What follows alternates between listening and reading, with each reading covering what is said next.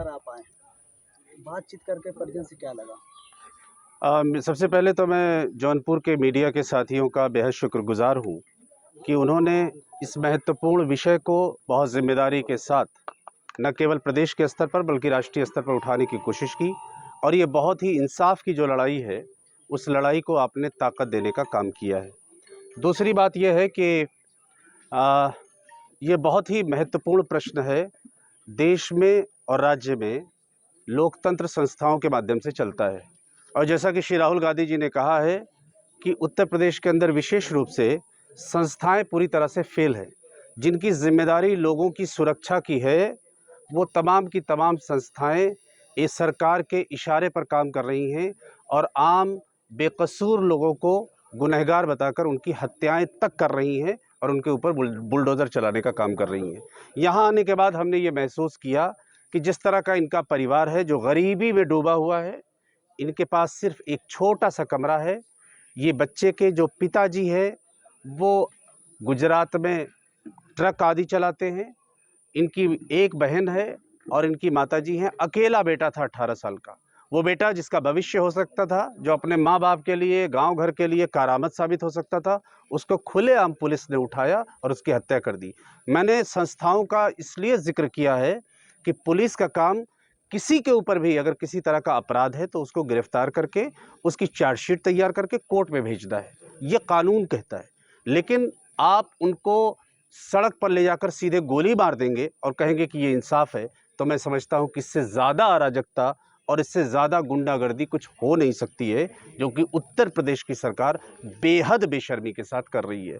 Congress party की तरफ से मैं एक बात ज़रूर कहना चाहता हूँ कि कांग्रेस पार्टी का शीर्षस्थ नेतृत्व, विशेष रूप से श्री खरगे साहब, श्री राहुल गांधी जिन्होंने ट्वीट किया, हालांकि वो अमेरिका में गए हुए हैं लेकिन वहाँ से उन्होंने ट्वीट किया, श्रीमती प्रियंका गांधी और कांग्रेस पार्टी का एक एक कार्यकर्ता बेहद बेहद दुखी है।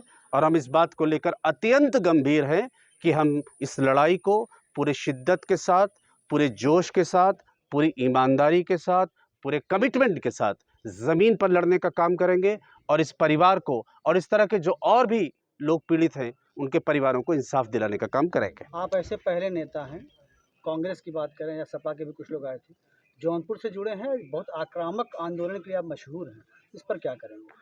देखिए, मैं एक बात ज़रूर कहना चाहता हूँ, वो ये है कि हम जो लोकतंत्र में जो भी तरीके हैं, जिसमें मीडिया के माध्यम से अपनी बात को पहुंचाना है, जिसमें सोशल मीडिया के माध्यम से भी अपनी बात को पहुंचाना है, जिसमें ज़मीन पर भी लड़ाई लड़नी है, जिसमें हमें सदन के अंदर भी अपनी बात को उठाना है, हम तमाम तरीके से जो भी लोकतांत्रिक तरीके से लड़ाई संभव होगी, हम बिल्कुल उस लड़ाई को ज़मीन पर जिम्मेदारी के साथ उतारने का काम करेंगे। राहुल जी से बात हुई आपकी? राहुल जी चूँकि अमेरिका में हैं, मेरी उनसे बात नहीं हो पाई, लेकिन मैं श्रीमती प्रियंका गांधी जी के संपर्क में हूँ। श्री अजय राय जी भी यहाँ पर आए थे और तमाम की तमाम बातें कांग्रेस पार्टी के शीर्षस्थ नेतृत्व की जानकारी में है। और हम उम्मीद करते हैं कि हम तो लड़ाई को लड़ने का काम करेंगे। आने वाला जो सदन चलेगा उसमें भी इस सवाल को उठाने का काम किया जाएगा और कांग्रेस पार्टी का नेतृत्व जहाँ भी संभव होगा बात करने की, वहाँ पे बात भी करेगा। लगता है योगी सरकार मान जाएगी? योगी सरकार बेहद बेशर्म सरकार है।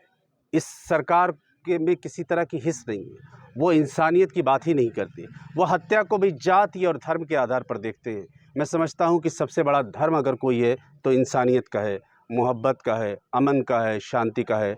और योगी सरकार हो या मोदी सरकार हो, उनके पास नफ़रत के अलावा किसी तरह का कोई एजेंडा नहीं है। संविधान को नहस करने का एजेंडा है और गुंडा राज को स्थापित करने का एजेंडा है।